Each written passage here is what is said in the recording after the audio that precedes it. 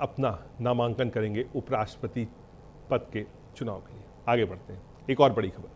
मोदी सरकार संसद में 130वां संविधान संशोधन विधेयक पेश किया, जिसके तहत यदि प्रधानमंत्री, मुख्यमंत्री या मंत्री 30 दिन तक गंभीर आपराधिक आरोपों में हिरासत में रहते हैं तो उन्हें स्वतः पद से हटाया जाएगा। विपक्ष ने इसे ध्यान भटकाने और विपक्षी सरकारों को अस्थिर करने की कोशिश बताया है। आपको बता दें, भारत में जब किसी नेता पर भ्रष्टाचार या किसी अन्य गंभीर अपराध का आरोप लगता है तो जनता और विपक्ष की तरफ से सवाल उठते हैं कि क्या अब वो पद पर बने रहेंगे। हम सभी ने कई बार देखा कि कुछ नेता गिरफ्तारी के बावजूद अपने पद पर बैठे रहते हैं। ऐसा दिल्ली के पूर्व सीएम अरविंद केजरीवाल के समय में देखा गया, जब उन्होंने जेल में रहने के दौरान भी अपने पद से इस्तीफा नहीं दिया था। इससे न सिर्फ जनता का भरोसा टूटता है बल्कि लोकतंत्र की छवि भी खराब होती है। ऐसी ही हालात से निपटने के लिए अब संसद में एक बड़ा और ऐतिहासिक कदम उठाया जा रहा है। एक नया संविधान संशोधन बिल यानी 130वां संविधान संशोधन विधेयक पेश किया गया, जिसका मकसद है कि अगर कोई प्रधानमंत्री, मुख्यमंत्री या मंत्री किसी गंभीर अपराध में गिरफ्तार हो और 30 दिन तक जेल में रहता है तो उसका पद अपने आप चला जाएगा। ऐसे में आइए जानते हैं कि ये नया नियम क्या कहता है, कैसे काम करेगा और दूसरे देशों में इसे लेकर क्या कानून है। क्या है नया संविधान संशोधन बिल, ये आपको बता रहे हैं। नया संविधान संशोधन बिल भारत के संविधान में दो जरूरी आर्टिकल 75 और आर्टिकल 164 में बदलाव की बात करता है। ये दोनों अनुच्छेद केंद्र और राज्यों के मंत्रियों के पद और नियुक्तियों से जुड़े हुए हैं। आर्टिकल 75 में प्रोविजन 5A और आर्टिकल 164 में ऐसा ही एक नया प्रावधान जोड़ा जाएगा जो प्रधानमंत्री, मुख्यमंत्री, केंद्रीय मंत्री और राज्य मंत्री सभी पर लागू होगा। अगर कोई मंत्री या मुख्यमंत्री किसी ऐसे अपराध में गिरफ्तार होता है जिसमें 5 साल या उससे ज्यादा की सजा हो सकती है और वो 30 दिन तक पुलिस हिरासत में रहता है तो 31वें दिन से वो अपने पद पर नहीं रहेगा। उसे राष्ट्रपति या राज्यपाल द्वारा पद से तुरंत हटा दिया जाएगा। अगर प्रधानमंत्री या मुख्यमंत्री खुद ही आरोप में फंसा है और इस्तीफा नहीं देता तो भी उसका पद अपने आप खत्म हो जाएगा। अब आपको बताते हैं क्यों जरूरी है ये नियम। भारत में कई उदाहरण हैं जब नेता गिरफ्तारी के बाद भी अपने पद से नहीं हटे। ऐसे मामलों में सरकार की छवि बहुत खराब हुई और विपक्ष बार बार इस्तीफे की मांग करता रहा। इस बिल के बाद विपक्ष को इस्तीफा मांगने की जरूरत नहीं पड़ेगी और अगर कोई मंत्री जेल में है और बेल नहीं मिली तो 30 दिन बाद उसका पद अपने आप चला जाएगा।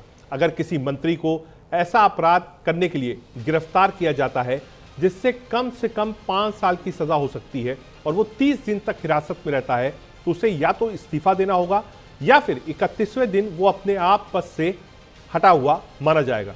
दूसरे देशों में क्या नियम है? भारत के इस नए नियम की तुलना अगर हम अन्य लोकतांत्रिक देशों से करें तो पाएंगे कि वहां पर नेताओं की जवाबदेही और नैतिकता को ज्यादा महत्व दिया जाता है।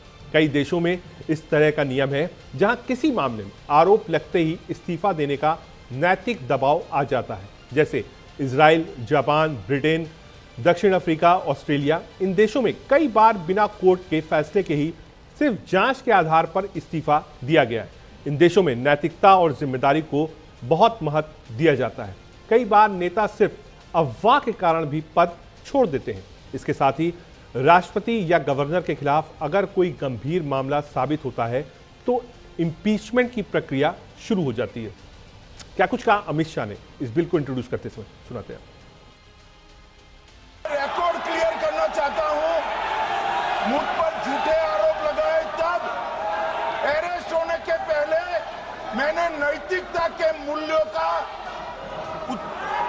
हवाला देकर इस्तीफा भी दिया और जब तक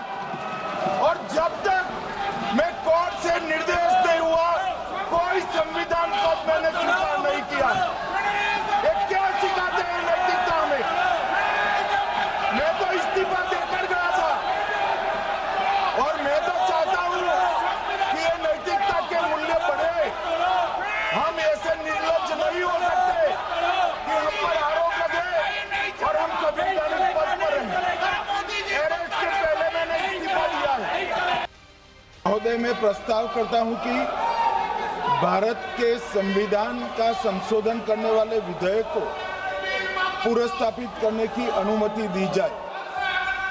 महोदय, मैं प्रस्ताव करता हूं कि जम्मू कश्मीर पुनर्गठन अधिनियम 2019 का संशोधन करने वाले विधेयक को पुनर्स्थापित करने की अनुमति दी जाए।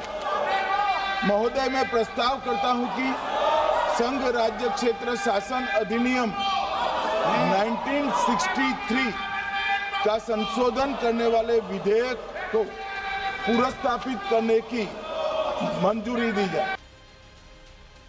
अध्यक्ष महोदय, भारत का संविधान का जो मूलभूत ढांचा है वो ये कहता है कि कानून का राज होना चाहिए। There should be rule of law, और उस रूल ऑफ लॉ, कानून के राज की बुनियाद है कि आप बेगुनाह हैं जब तक आपका गुनाह साबित नहीं किया जाता। You are innocent until proven guilty. This bill stands that fundamental maxim of jurisprudence on its head. It makes an investigating officer the boss of the Prime Minister of India. अब आपको बताते हैं क्या कुछ खास है इस बिल में। 130वां संविधान संशोधन विधेयक में क्या है, विधेयक में क्या प्रावधान है। 5 साल से ज्यादा सजा मिलने पर सीएम मंत्री गिरफ्तार होंगे। 30 दिन से ज्यादा लगातार हिरासत में रहने पर पद से हटाए जा सकेंगे। पद से हटाने के लिए प्रधानमंत्री राष्ट्रपति से सिफारिश करेंगे। गिरफ्तारी के 31वें दिन तक इस्तीफा नहीं देने पर खुद पद से हट जाएंगे। अगर पीएम ने सिफारिश नहीं की तो भी कुर्सी चली जाएगी। क्या है 130वां संविधान संशोधन विधेयक? जी हां, सजा होने पर प्रधानमंत्री, मुख्यमंत्री की कुर्सी जा सकती है। सजा होने पर केंद्रीय मंत्रियों को भी पद छोड़ना होगा। सजा होने पर राज्य के मंत्रियों को भी पद छोड़ना होगा। 30 दिन से अधिक जेल में रहे तो पद से हटाए जाएंगे। 5 साल या उससे अधिक की सजा होने पर यह लागू होगा। कुछ राजनीतिक प्रतिक्रियाएं सुनाते हैं आपको। सवाल ये खड़ा होता है कि विपक्ष विरोध किस बात का कर रहा है, नैतिकता का और भ्रष्टाचार। आखिरकार क्या भारतीय राजनीति में अगर भ्रष्टाचार के खिलाफ और नैतिकता के आधार पर इस्तीफा देने की बात और उसके बाद कानून बनाने की बात करते हैं तो विपक्ष इसका विरोध क्यों करता है? आज लड़ाई साफ है, कौन भ्रष्टाचारियों के और भ्रष्टाचार के साथ खड़ा है वो विपक्ष है, और कौन भ्रष्टाचार मुक्त पॉलिटिकल सिस्टम को करना चाहता है वो भारतीय जनता पार्टी एनडीए खड़ी है। पास होने के बाद पूरे देश के मंत्री, मुख्यमंत्री, केंद्रीय मंत्री सब उसके कंट्रोल में हो जाएगा। क्योंकि आज जो व्यवस्था है, कोई ऐसी धारा लगा दें जो आपको लोअर कोर्ट में बेल नहीं मिलेगा, तो फिर वो तो यदि बेल मिलने में 3 महीने लग गए तो सर मंत्रिमंडल से गया, तो ये एक नया हथियार है। इसका मतलब यह है कि सरकार बगावत रोकने के लिए कानून बना रही है। ये जो कानून पास होने के बाद पूरे देश के मंत्री, मुख्यमंत्री, केंद्रीय मंत्री सब उसके कंट्रोल में हो जाएगा। क्योंकि आज जो व्यवस्था है, कोई ऐसी धारा लगा दें जो आपको लोअर कोर्ट में बेल नहीं मिलेगा, तो फिर वो तो यदि बेल मिलने में 3 महीने लग गए तो सर मंत्रिमंडल से गया, तो ये एक नया हथियार है। इसका मतलब यह है कि सरकार बगावत रोकने के लिए कानून बना रही है। ये जो कानून पास होने के बाद पूरे देश के मंत्री, मुख्यमंत्री, केंद्रीय मंत्री सब उसके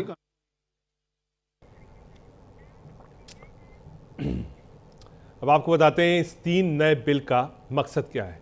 पहला मकसद है राजनीति को अपराधीकरण से मुक्त करना। दूसरा, जेल से सत्ता चलाने पर रोक, पद की गरिमा बरकरार रहेगी, माननीयों पर नैतिक दबाव रहेगा, नैतिकता नहीं हुई तो कानून अपना काम करेगा। पद से हटाने की प्रक्रिया क्या है? लगातार 30 दिन जेल होने पर प्रधानमंत्री इस्तीफा देंगे, नहीं तो स्वतः पदमुक्त होंगे।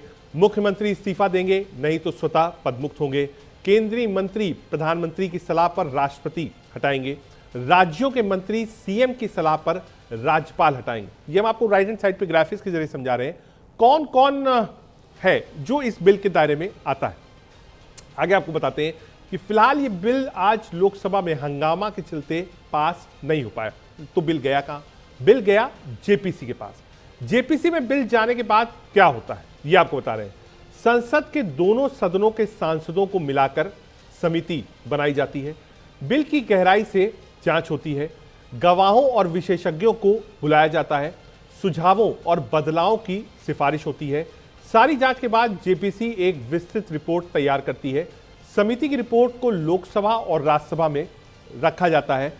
बिल में जरूरी बदलाव करके उसे पास किया जा सकता है।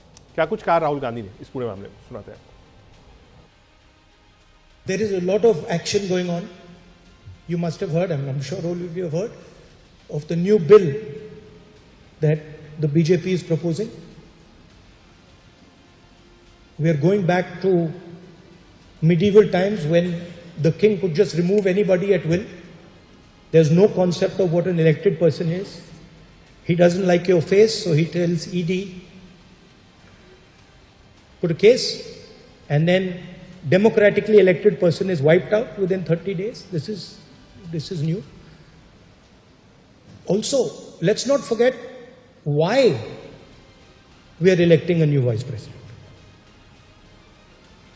Just yesterday I was having a conversation with somebody and I said, where is the old vice president gone?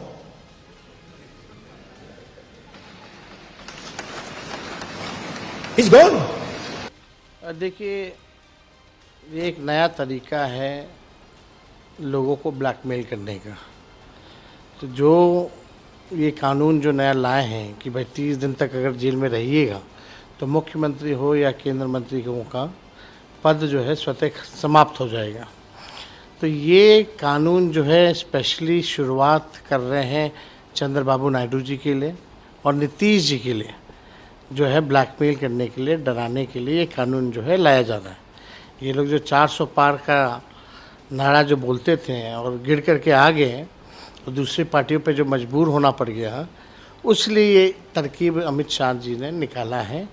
और ये कानून केवल शुरुआती तौर पर अगर देखा जाए तो नीतीश कुमार जी और चंद्रबाबू नायडू जी को ब्लैकमेल करने के लिए, डराने के लिए जो है लाया जा रहा है।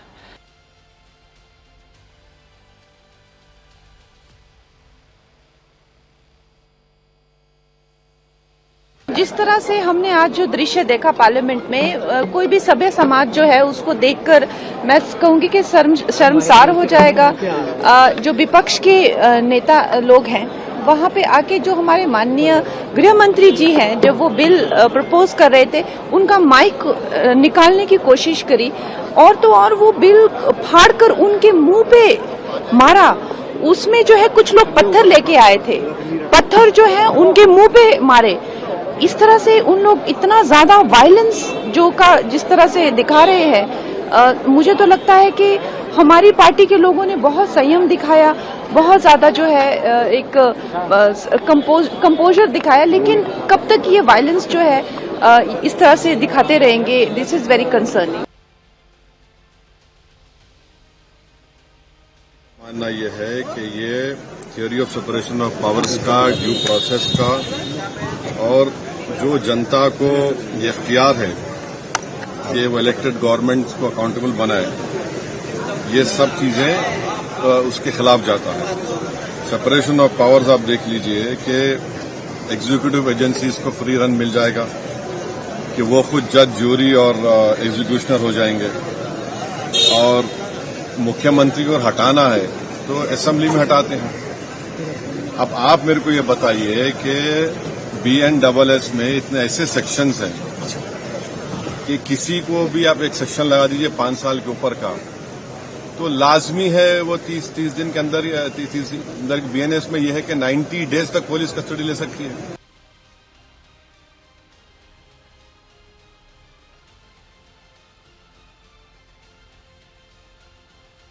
आज लोकसभा में विपक्ष की जिस प्रकार की इंडिसिप्लिन दिखने को आई है बहुत ही निंदनीय है।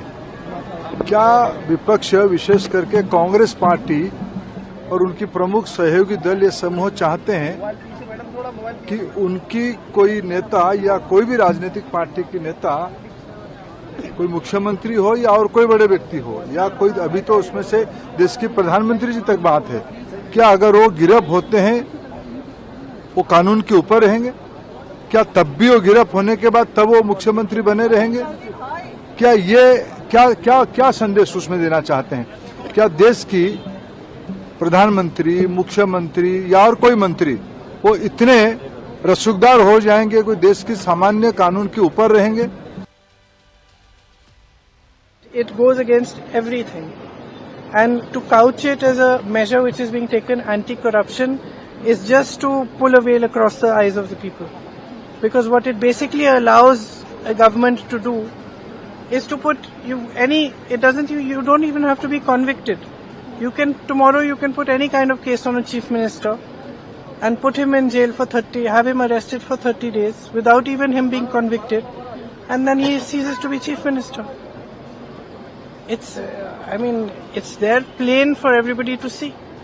So I think that it's absolutely wrong. It's